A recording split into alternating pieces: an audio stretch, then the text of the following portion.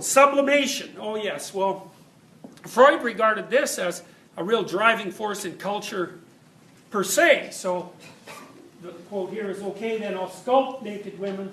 So Freud believed that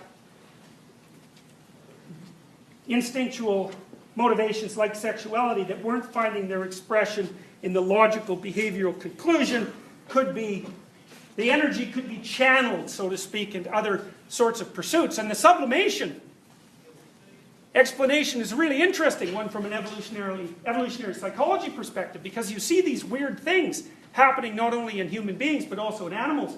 There's this animal bird called a bowerbird. You could look them up. Bower is B-O-W-E-R. They're really cool birds. And so the males make this, they go on the ground and then they sweep the ground with their wings, and then they build this really complicated weaved thing that's nest-like, and then they make little art pictures in front of it. So they take like red leaves and they put them all in a pile, and then they go find some yellow leaves and they put them in a pile, and maybe a few rocks and some seeds and some bottle caps, and they make this really beautiful display.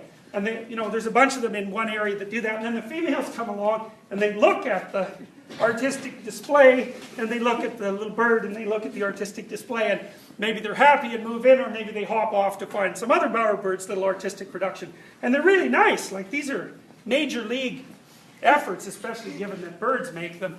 And if the bowerbird gets visited by 3 or 4 females, and you know, the whole artistic thing isn't going very well, then they erase the little thing they've done with their wings, and they tear apart the little thing they've woven, and then they're all depressed, and then they start again.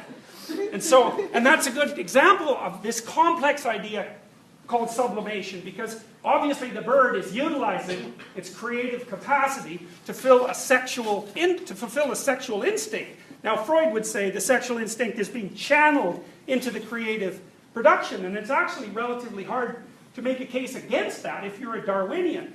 And we know, for example, that one of the things that makes human beings attractive to one another is creativity, you know, manifested, say, in dress and all sorts of other things. And so, you know, the question is sexuality driving that at the individual level, which would be a Freudian interpretation, or is it tangled up in it even more deeply at a biological level, in that the whole reason that people are creative is so that we're attractive to one another, and that drives the species, and it drives reproduction, and so our creative endeavor is somehow tangled up deeply with our reproductive desire.